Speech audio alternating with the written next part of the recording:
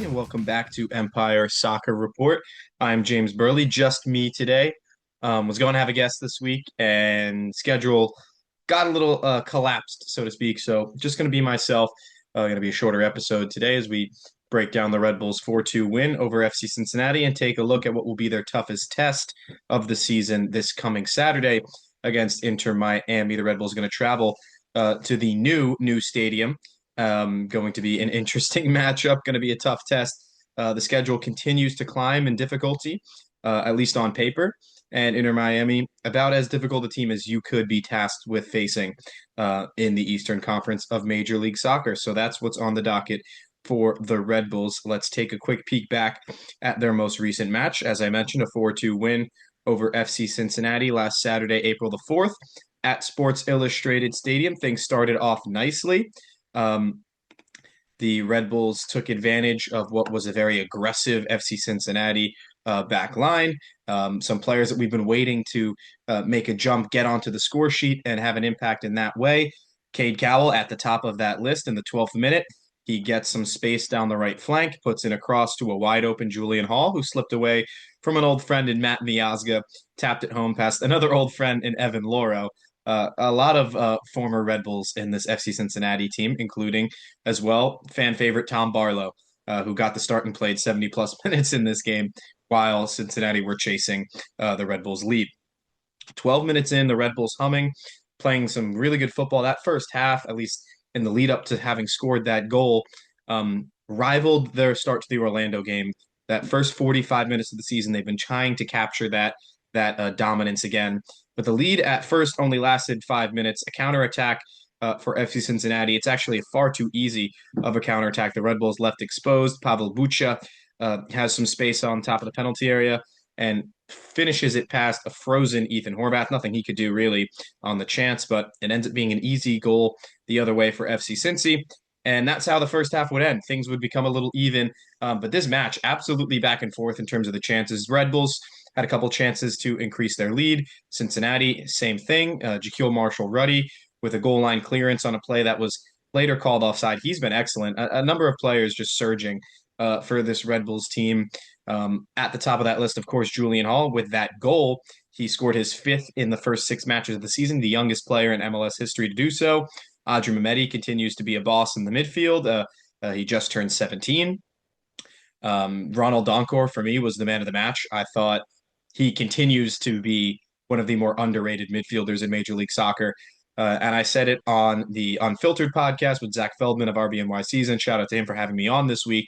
That Red Bulls fans better appreciate Ronald Donkor while he's here. He has been excellent this season, has been excellent the past 2 seasons he's been with this club.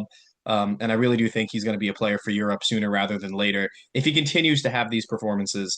And remember, he's yes, surrounded by players who are even younger than him, but he is still just 21 years old, turns 22 in November of this year. So I expect him to be very high on the MLS 22 under 22 list. And I think he is a candidate for sure to make a jump to a bigger club soon in his career. But that first half ended up being pretty even. I still think the Red Bulls were probably the better team for most of this match, including in that first half. Not quite as dominant as they were against Orlando in the first 45 minutes of the season. But this was probably as close as they've been to that in that first 45 against Cincinnati. And then the second half started. The Red Bulls, didn't drop their head after losing the lead. They've been a very good team when they've scored first this season. They've scored first in each of the games that they've won. And each of the games they haven't won, they've had to score second. When they drew against Toronto, of course, they did it at the death. When they lost to Montreal and when they lost to, Charlotte, they were blown out of the water with a couple of early goals, and then the red card to Gustav Berggren blew it all up. He was unavailable for this match against FC Cincy, of course. They start the second half. Things are even. They get a fortuitous free kick. One chance, the whistle blows, and then Forsberg steps up and delivers a beauty under the crossbar and in to get it over the wall from that distance so close to the goal, and then to get it over the wall, and then to sneak it under the crossbar. An incredible amount of skill for the Red Bulls captain. His first goal of the season, and what a way to do it. 2-1 to the Red Bulls. They continue to pile on the pressure, and it would have been a second goal for Hall and a second assist for Cade Cowell. They put things together in the same sort of way, but it actually comes off of Kyle Smith, the defender for Cincinnati. He knocks it in past Loro, and it's an own goal. It's 3-1 New York. Yeah, they're in the driver's seat, but once again, it's a quick response from FC Cincinnati. Kyle Smith makes up for the mistake. And Dylan Nealis in his first game back, very good to see him back there. Berggren getting the red card in his place against Charlotte. International break. They get Dylan Nealis another week to recuperate, get healthy. He gets the start and was excellent in this game, except for that one moment. Long throw in comes in. He tries to get his head to it, and he does, but can't flick it in front of him, flicks it backwards, and it falls very nicely to Kyle Smith in the 72nd minute. He taps it home past another instance of a helpless, Ethan Horvath. It's 3-2. Things getting tense again, but the Red Bulls, I think this was the best example of the Red Bulls closing out a win. Against Orlando, it got nervy, right? They had the 2-goal cushion, but they did concede in second half stoppage time. That entire second half, they were defending pretty strongly. They never looked like they were going to lose that game, but there were some nervy moments in that. The same thing against New England. There were chances where New England probably should have leveled that match at certain points. But against Cincinnati, yes, there were chances. This is a good team that is probably playing a little bit below their best. Kevin Denke had chances. Evander, I mean, in tight spaces, he is excellent. Ender Echenike, I thought, was really dangerous going forward. As I mentioned, because those wingbacks are so aggressive, they do tend to leave space in behind. And that was how the game ended. Mohamed Sofo off the bench, a thundering strike to beat Loro near post.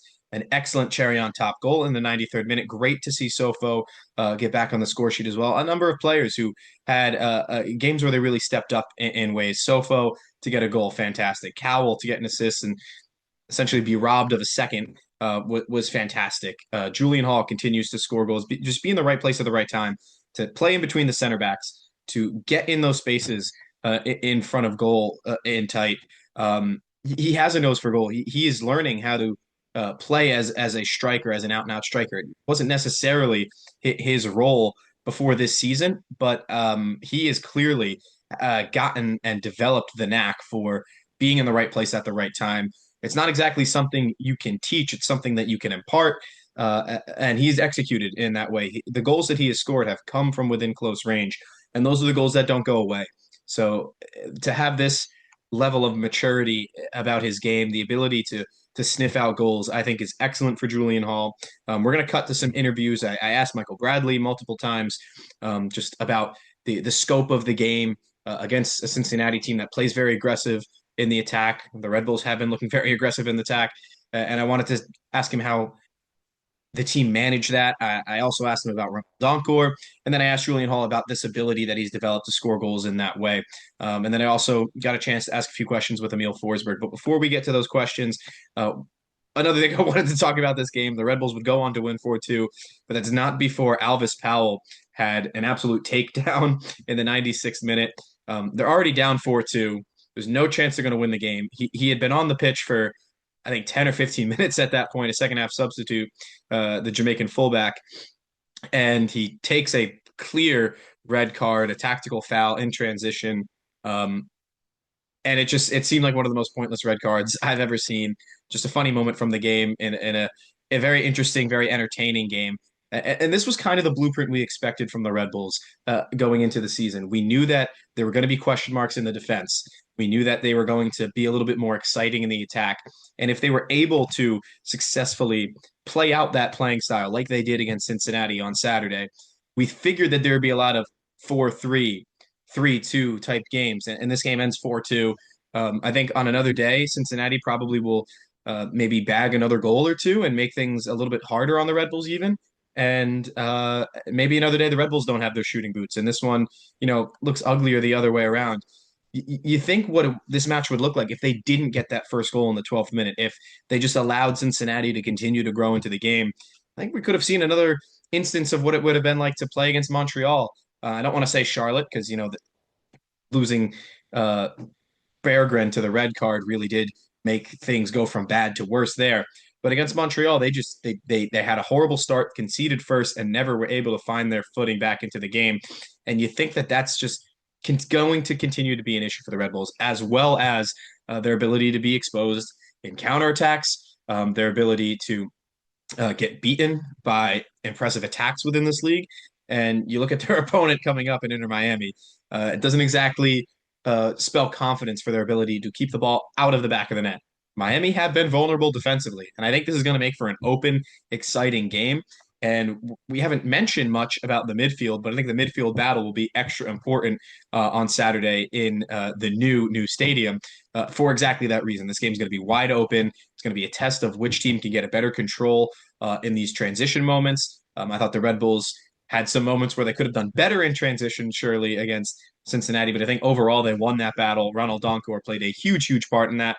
Audrey Mehmeti looks like a seasoned veteran still, and Emil Forsberg, you know, went absent for stretches in several of the games this season to this point. This was the first time he's actually ever been subbed out of a match to this point, and he earned it with that spectacular free kick. But his work defensively against Cincinnati was remarkable.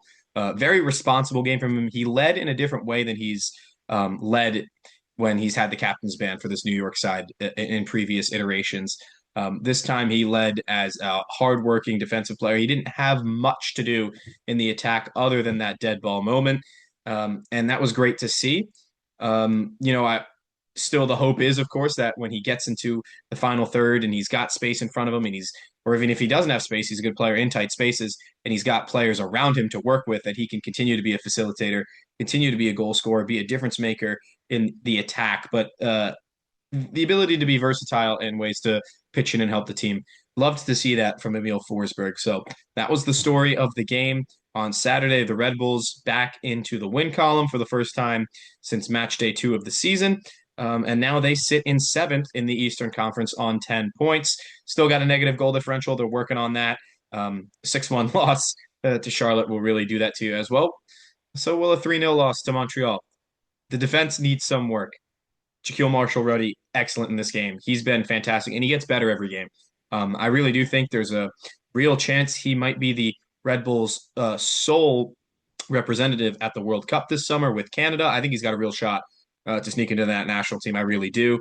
Audrey Mehmeti did well in shielding the defense. I thought Robert Volader had some moments in the first half where Kevin Denke got the better of him.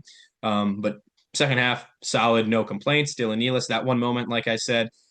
So individually, you could pick out these performances, and of course, Matty Dos Santos continues to establish himself at this level. Still haven't seen quite the performance we saw in those first 2 matches from him, but compared to what we saw in some of the last few weeks, I thought he was improved and continuing to build confidence.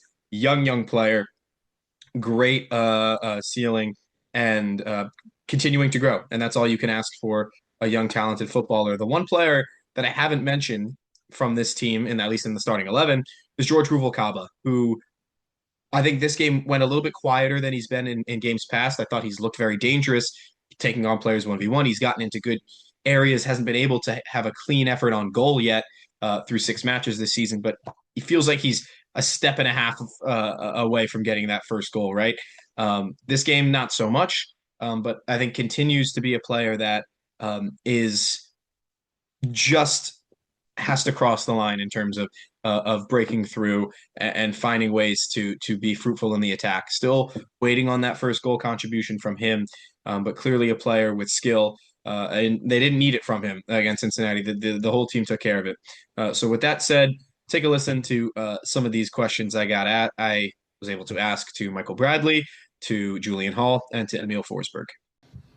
Thanks, Coach.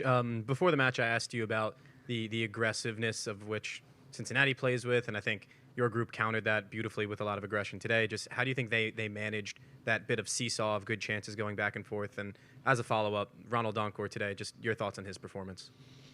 Yeah, Cincinnati are a good team, and they're a physically strong team. And so the part of being able to take our ideas and our football in the way that we want to play, make it count for as much as possible, put the game on our terms as often as we can over the course of 90 minutes, but still understand that it's football and there's 2 teams and there's going to be certain moments in the game that play out in the way that they want. And are we ready to deal with that? Are we ready to really compete with them? Do we have ways that we can even in those moments, still be the aggressor and go after things. And so, look, it's a game where our good moments are really, really good. And there'll be a few things to look at for sure in terms of now being able to sustain it all a little bit more. It's a night where we give away a few too many balls in the attacking part of the field that allow them to go off in transition a little too easy. But again, this is the work, and we're going to continue to take our ideas and try to be as good as possible with what we want to do. Play our football, put the game on our terms, score goals, be aggressive, and keep trying to push that. In terms of Ronnie, excellent game, excellent. He has really unique qualities. Obviously, his ability to take balls in tight space and with his skill and with his quickness and with his agility, I mean, he's very press resistant. And then obviously, we continue to work with him on, as he's carrying balls forward, which windows does he see, the timing of certain passes. But he's a great young man, loves to train every day, loves football, and he's gonna keep getting better and better. Emil, it took a few games to get the first goal of the season, but was it worth the wait with that spectacular free kick? Well, I had some chances against Orlando and also against Toronto. I would have probably wanted to score one of these, but goal, we won the game, so happy about that. Gary mentioned Sweden, just going back to the World Cup. Chance for you to maybe play in another World Cup. Just what's going through your mind about that? No, first of all, very, very happy. I think it was two fantastic games, and I couldn't be more happy that Sweden is playing the World Cup here in the US. But for me, myself, I don't think about it. It would be a dream come true, of course, but you got to deliver. That's the only thing. I don't want to stay here and say, oh, I got to deliver. We have a lot of fantastic players in Sweden. So I'm just, first of all, happy that Sweden made it. I have two more questions, Emil, if you guys have any. Some great performances alongside you in midfield. Audrey Mehmeti, Ronald Doncourt, both excellent today. The three of you have been creating a partnership. Just how's that been going? No, fantastic. Two young kids as well, really good. So just giving them confidence, believing in themselves, do what they do good. I think that's the most important thing. Do what you can do good and do it more. And you can see these guys growing in every game, and I'm very happy about that. And yeah, I think the connection we have as a three is very, very good, and we're gonna build on that. Julian, so many of your goals that you've scored have come from within such close range to the goal. It's like almost reminiscent of Bradley Wright Phillips back in the day for this club. Just what do you attribute that ability to get into the right areas, that nose for goal that you've been able to showcase so well so far? Yeah, I mean, even he's told me, those are where all the goals are scored. So, I do my best to get in those positions all the time, and just putting them away as much as I can. So, yeah. So a lot of interesting things there in that post-game presser. And then it became all about Miami for this Red Bulls side. A tough game. As I mentioned, you can't really expect to go into Miami and play that team off the park. It's going to be different, but if you heard what Michael Bradley said, and I've spoken to Michael Bradley enough times now to know the Red Bulls aren't going to change the way that they approach this match. They're going to try to put their stamp on the game and play the way that they've tried to play throughout the first 6 matches of the season. They're going to try to control the pace of the game. They're going to try to imprint their style of play on Inter Miami. I think in moments they will be successful in doing that. But in the moments when they're not, this Inter Miami team, I mean, I don't have to tell anybody, they have the quality to be able to punish you. Let's take a look at what I think the starting lineups will be. Of course, Inter Miami's coming off a 2-2 draw to Austin FC in what was the opener of New Stadium. The first goal went to Guilherme Biro, and then Lionel Messi leveled one back 4 minutes later. But I think it's going to be reigning MLS goalkeeper of the year, Dane St. Clair in goal, Ian Frey at the right back position, Noah Allen, left back. I almost said Noah Ayla. Mikhail and Maxi Falcone are going to be the center backs. Double pivot in front of them with Rodrigo de Paul and David Ayala. I think Lionel Messi, he might get the start here. Yeah, he'll be in the number 10 position. And then I think the wingers will be Matteo Silvetti, Tadeo Allende, and Erman Bertarame, the big signing from Monterrey. Uh, hasn't gotten onto the score sheet yet for Inter Miami. I think he'll start against the Red Bulls, and the reason being is because I think Javier Mascherano is going to understand that this Red Bulls team is vulnerable in those moments. This is a great chance for Berterame to get on the score sheet. If they can find space for him in transition, this could be a real big opportunity to get some confidence out of him. Otherwise, this Miami team, you know, relied on Luis Suarez late goal off the bench. Don't think he'd be a candidate to start. Maybe Talasco Segovia starts on one of the wings and Allende goes up front. But I really do think Bertarame is going to get back into the 11 because of the effect he could have specifically against Red Bull. As for the Red Bulls 11, I don't think they're going to change. Um, Without Justin Che, I think that would be the only possible change they make. He's going to be out still for some time with that hamstring issue he picked up at the end of the game against Toronto. It's going to be Ethan Horvath back in goal, Marshall Ruddy at the right back position, Matty Dos Santos on the left, Dylan Nealis and Robbie Volader in the center of defense. Mehmeti going to be the pivot player in the number 6 position. Dual eights with Rami Donkor, who's been excellent, and Emil Forsberg. And the front three, I don't expect to change from right to left. Cade Cowell, Julian Hall, and George Ruvalcaba. I'd love to see Ruvalcaba be able to have an imprint in this against this Inter Miami game. Noah Allen and Ian Frey, very good fullbacks, especially for this league. Not the paciest, and I do think that's going to leave some spots open for once again the wingers, who so much of the attack for this Red Bulls team originates in the wide areas. I think they're going to be in areas where they can find success. Will they be able to capitalize on those moments? Well, for the first time against Cincinnati, Cade Cowell was able to get an assist. I think Ruvalcaba will factor in nicely in this matchup. It's going to be a matter of executing for those guys. They're going to have chances in transition. There's going to be a buildup of possession. The Red Bulls going to bring numbers forward. When they have the ball in those areas, they like to have all 10 players, really, all 10 field players, that is, in the attacking third, or at least on the edge of the attacking third. That's going to leave them vulnerable to a big counterattack from Miami. But if they can get all those players into good positions while Miami are struggling to recover, then I really do think they can overload these players in moments and find some solutions to create chances and eventually score goals. I think this one could look a lot like the game against Cincinnati, but I do think the opponent will probably have their say a little more than Cincy did. I said on the Unfiltered podcast with Zach Feldman of RBNY Season that it would be a 3-2 win for Inter Miami. I kind of see it like that again today. Now, Miami has played a bunch of these tight games. They haven't really stood out like they did in previous seasons where they blew teams away. The biggest margin of victory they've had thus far was in match day 2 against Orlando prior to the firing of Oscar Pareja. And Orlando was ahead in that game at halftime, and Miami surged late. Orlando took a red card. And then Inter Miami went on to defeat DC United 2-1 on the road. They drew Nashville twice in the CONCACAF Champions Cup and were eventually eliminated on away goals. Shocking result there. They always seem to play Nashville in knockout competitions, and Nashville finally got the better of them. They drew Charlotte 0-0.